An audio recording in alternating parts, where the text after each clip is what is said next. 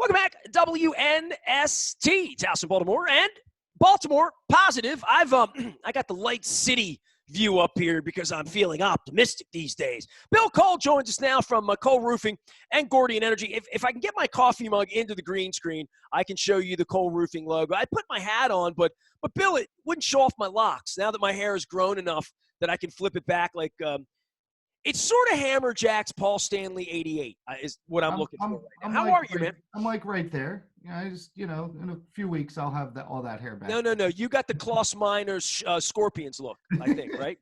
That's what I would go with. They don't name what I have. It remains unnamed. Did you do Hammer Jacks, or was that before your time, man? A little bit, but it was right at the end. So, did you ever see anything there you remember? No. My experiences there were the nights that it was not a concert venue, but it was a club. A dance hall? Yeah. They never did the teen night there like they did at Chaps, did they? I don't think so. Although we may or may not have been allowed to be in there when we were in there. That part's probably debatable. Well, look, man, everybody's doing this is the second year of the pandemic. How are you handling it? I think we're all doing that thing. I haven't done a lot of planning post-pandemic yet, right? It's going to start this weekend because my wife's getting her needle on Saturday. And, the weird part is she doesn't know if she's getting a 1 or a 2 shot. She doesn't know if she's going to have to come back. She's planning to go spend time with her mother for the first time in 2 years. So, I don't have a beach house in Nags Head in June. I wish I did. I figure if it's going to be nice enough in Ocean City to hit the beach and have a crab cake in July, I will. I'm not thinking I'm going to be at Merriweather this summer, or I feel like I might go to an Oriole game or two. If somebody gives me a ticket, I'm not going to pay them anything. But I might go up there and walk around if they would let me, if they would be so magnanimous. I might do that. But I'm planning next year, I think we might be able to go to Vegas for a Ravens game in November. I think, I'm not writing off Ravens season. I'm not even writing off the spring, but I'm trying to come to grips with the things we can still do that are fun and take a look at enough old pictures that used to be fun to know that those things are coming back. And I want to say next year for sure, but later this year, I'm starting to see the turn when we're actually vaccinating people and we have a leader who gets up every day and at least speaks truths to the fact that there is a virus and that we're trying to solve it. So I feel like there's some optimism in that land. Yeah, I think really the uncomfortable statement around all that is what is a tolerable consequence, right?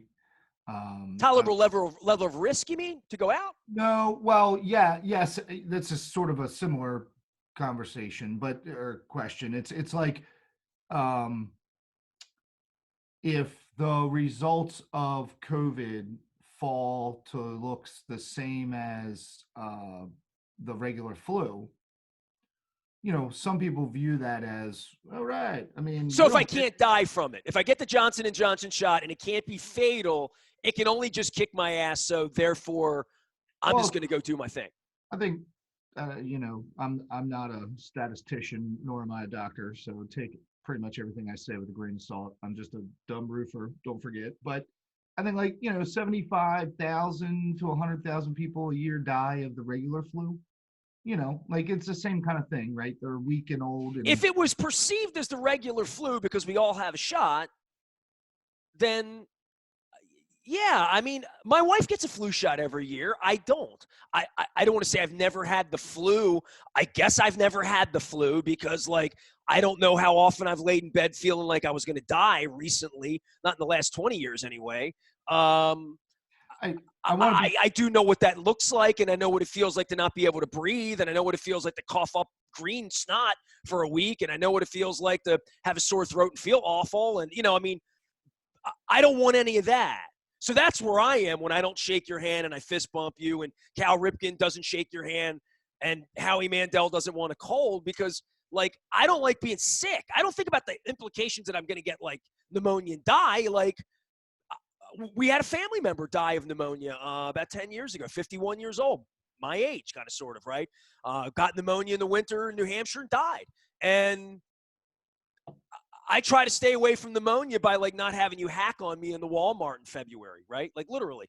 And I see kids in the winter and I think, oh, they got germs. Like you, hang out, just keep 6 feet away. I don't know. I guess I had a little bit of a 6 feet thing prior to. I can't tell you how many times I washed my hand in the barn on a Monday night in the Yeah, but night because I didn't want to get sick. Your entire life. I mean, your experiences with your wife. I mean, that sets you in a different, just a totally different But perspective. that happened when I was 45. I understand. I understand. I'm just saying you have a better appreciation for the transfer of germs, how that might affect someone that you don't know, like where that transfer occurs. I mean, I just think My wife wiped down every airline table and seat for 12 years before she got cancer. Just because we wipe stuff down because we understand that's how you get sick. Like, I don't know. Dude, we had a guy running the country 12 weeks ago who doesn't even understand the concept of a disease, like literally. So and people, 75 million people voted for him. So there's a long path. I met many of them in North Carolina last year. Many of them who just don't respect the virus, who think viruses are hoaxes or illness is a hoax or germs are a hoax. I've never. I don't know. I paid attention to Mr. Schulen's science class in 10th grade, and I just realized that this is how we get sick, and I work hard to avoid that. That's all. I've always worked hard to avoid, which is why I don't get sick and miss time on the radio, right? Like, it's why I'm on the radio every day for the last 30 years. So, yeah, I don't know. I've just always taken that seriously, and I found it fascinating in the last year how many people just know nothing about like science, medicine, and don't care to know and believe what some idiot tells them. You know what I mean? And continue to believe that in the face of like really scholarly scientific people who've spent their whole lives doing this and then putting death threats in on Anthony Fauci. I mean, woo, Bill, we're in a different place here, dude. I don't know what to tell you. Uh, well, I think the question is how does it transition from here? Because I don't think I saw, I guess, what is it, yesterday, that the governor of Texas has Oh said my God. it's Dumbest on. man in America in It's charge of on. anything. Let's go. Green light. Let's go. It's all good. It's about, like, you correctly probably identified it as the risk conversation. It's the consequence conversation. So it's going to take a long time for everybody to get vaccinated.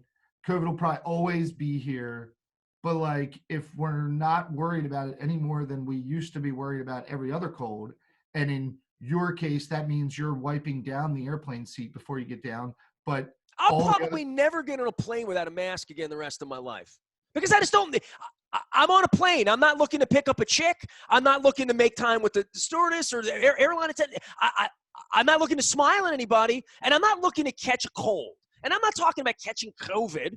I'm talking about like landing in Orlando finally with my kid and being able to go to Disney World or whatever, go to Epcot and drink and eat around the world and be sick as a dog. But I don't know, dude. My immune system's pretty good, right? So, like, I'm blessed in that way. My wife, I think her immune system's getting like incredibly strong now. But I saw what a compromised immune system looks like, Sure. and I would just say this, and this should really be the message for anybody in leadership: we don't stop washing our hands whenever we get the shot or whatever. And I think this is something most of us will take with us the rest of our lives. And I think it'll affect your kids even more, Bill. You know what I mean?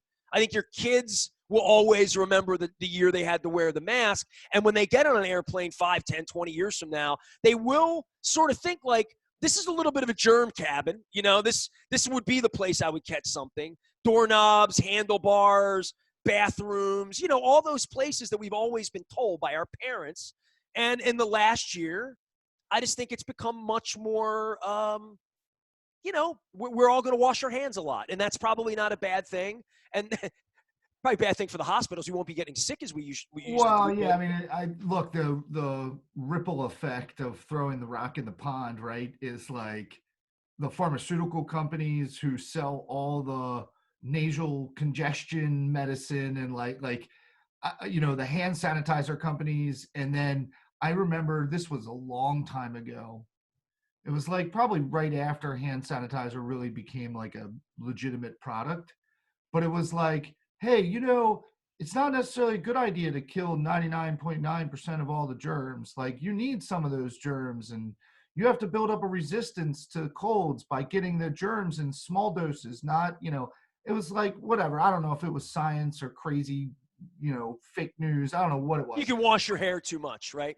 Right. But I'm just saying, like, the level of hand sanitizer usage has, I don't know, gone 1,000% more in the last 12 months. That has to affect something. Like it has to affect something that we can't see right now, that we don't know, that we have no idea will be a consequence of it. So I think, but to your point, I think the next 6 months will continue to be chaos in some form or another, right? Like, that's allowed to be done, that's not allowed to be done. Like, I think it's really hard for leadership to stand up and say, okay, we think it's all good. You can start to do more stuff, but we don't really know, or we're not really sure. Or, like, they're not. I mean, if you look at the numbers in Maryland, I don't know, man. Like, it's pretty crazy how rapidly they dropped. And you can't convince me that that was because we started sticking people with needles. Like, I think it's because nobody went out. I think it's because nobody's getting tested. Oh, fair enough. Okay. You know what I mean? Like, or I read an article in the Wall Street Journal maybe a week or so ago about the idea that way more people had this than we realize, and that we're actually significantly closer to Well, herd my immunity. wife and I believe we had it. We have believed Well, we've had it for a year. everybody wants to believe they had it. Like, that's No, I just, mean, my wife was in the hospital twice last January, and undiagnosed Tamiflu, all of this stuff that, and I was pretty ill at the time as well. yeah. And we were in Asia. So, I mean, we've even got an extenuating. Bill Cole is here. He is with Cole Roofing and Gordian Energy. I'm going to hold the Cole Roofing mug up. I could put the hat on, but it would mess my hair up. Bill, tell me what you do, man.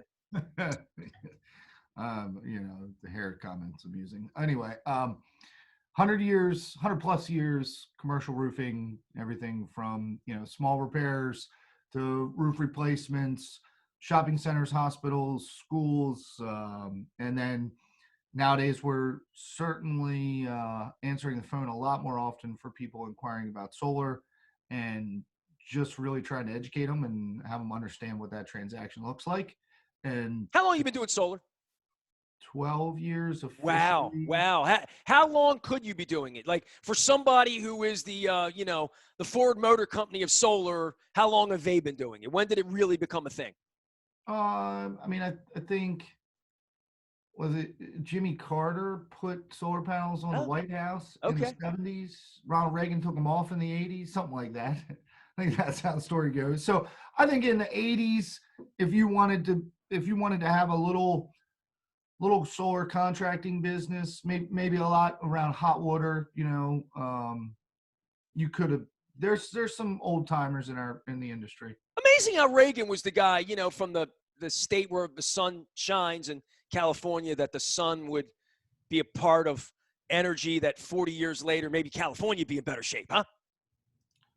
I don't know, man. It's Why do you believe in the solar? same Like, thing. tell everybody why you believe in solar. Hold on. Well, it's the same thing as what went on in Texas, through this terrible cold and snow and ice and all that, right? Like, 2 days in, government officials and other leaders are blaming the renewable energy for the problem. And the next day, the renewable energy people stand up and say, whoa, whoa, whoa, hold on. The gas well heads are frozen, like, blah, blah, blah. And it's total chaos, right? Again, fake news. Like, people just stepping out and trying to make a message that fits what they need at the time.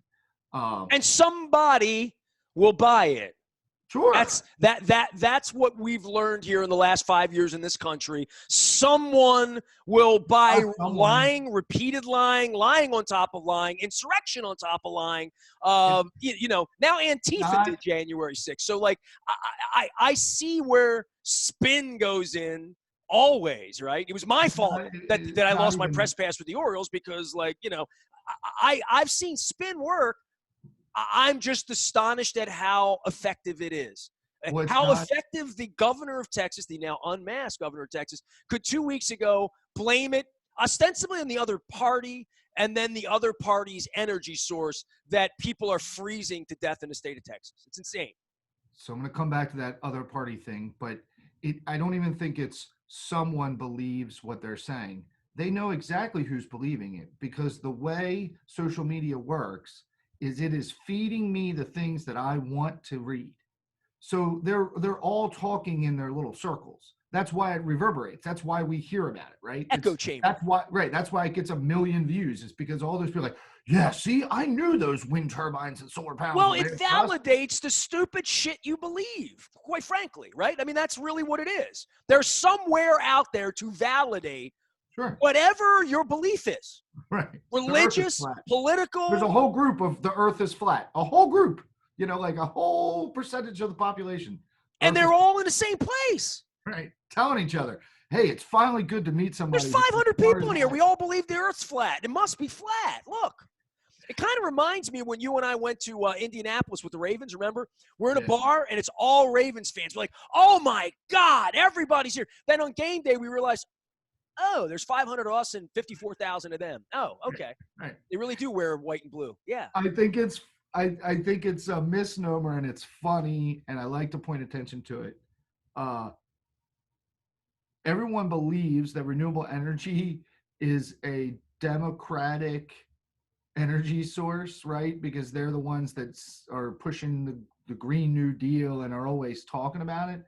But reality is, if you look at the people who are investing in it and the people who are spending their money, or the people who are selling it, or the people who are, I mean, it's Republican money is what you're telling me? Well, it doesn't discriminate.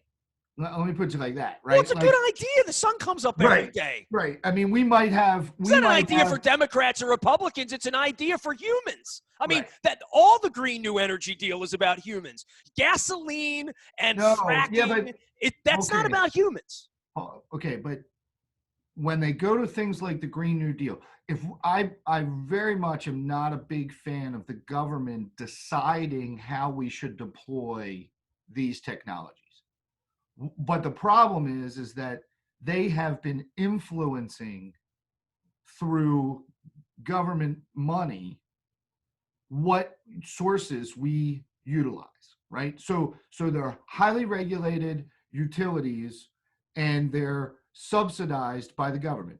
Coal, oil, gas, they are all getting subsidies. Solar's getting subsidies, wind gets subsidies, everybody gets subsidies. So there's no level playing field for you and I to buy what we want to buy, right?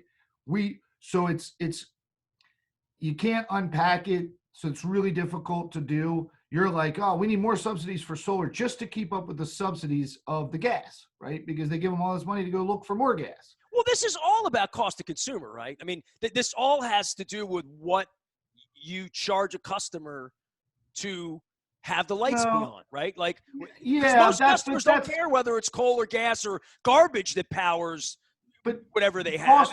They're looking for the cheapest way. Yeah, but costs, that's an oversimplification, and that's what gets us in this problem. Like, the reason we have traffic jams is because it doesn't cost you anything to get on the highway. Like, if there was a moving scale based on the amount of people who wanted to use that road, and you had to pay money to be on it during the heavily traffic. You haven't been on that road about White Marsh on the left side there, right? That's what that is. The left side, but it comes across all of it. So you're trying to unpack free roads, right? And figure out a way to smooth out traffic flow. You charge the cars to have the license to get on the road, right? Yeah.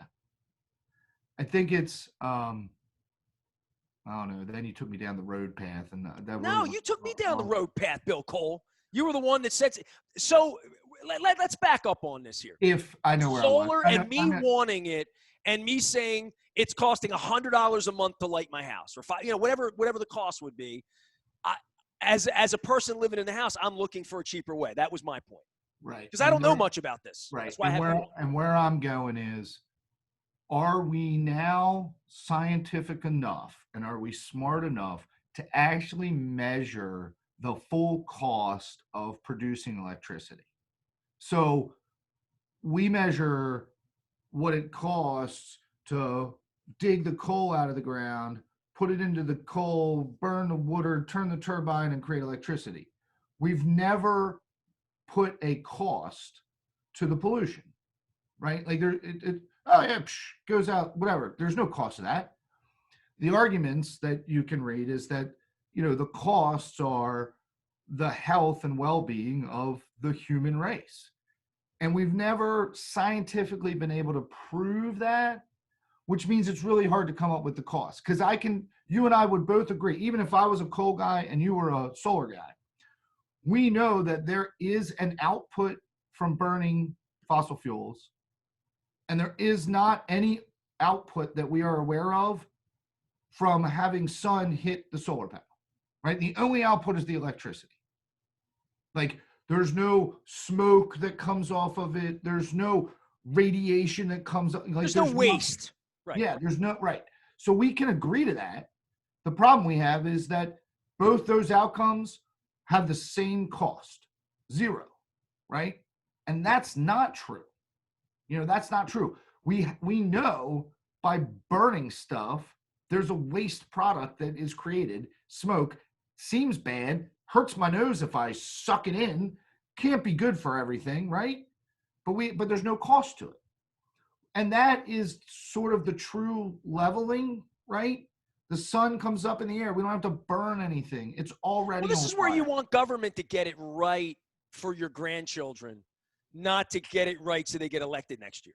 So, in the middle of that, the closer I get to the fire with all of this as I get older and watching just the outrageousness of people who get elected and not very smart people, not forward-thinking people, not aspirational people, not hopeful people, people bringing nothing but a machine gun behind them and fear. No ideas, no legislation, nothing.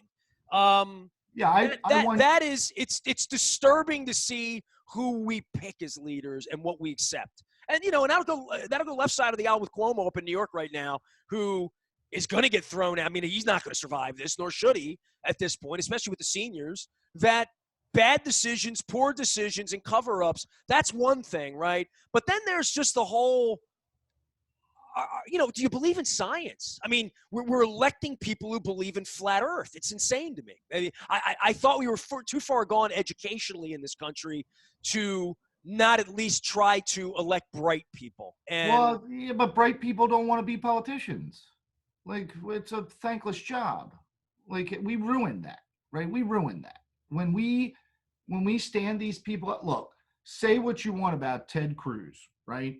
And he was justly vilified for being in Mexico during that. He should be justly vilified for being a creep, for being a serial liar. And that's why I don't like him. I don't like him because he's a liar, not because he has an ideology I don't agree with. He has an ideology that's fraudulent. But my issue lies and things that aren't true. My issue with what we have done to politicians is, reality is if you and I lived in Texas and we knew that there was a weird, really cold storm coming our way, and we had the means to go to Mexico for 2 weeks, that's actually a smart decision as a human, right? Like people stayed there and they died. Like, your infrastructure isn't built to handle this. You don't have power and it's 10 degrees. Like, you need to get in your car. The question should be, why don't you have infrastructure built in the United States of America in 2021? I totally understand that. We're not in Haiti. You know what I mean? As the protector of my family, right? That's a state you don't want to live in. Well, I have to make decisions that say, that looks bad and dangerous. I'm out of here. And that's actually not a bad, but the fact that he did that, he gets destroyed. And that's why people don't want to be politicians. That's why because they voted for him and he left in the middle.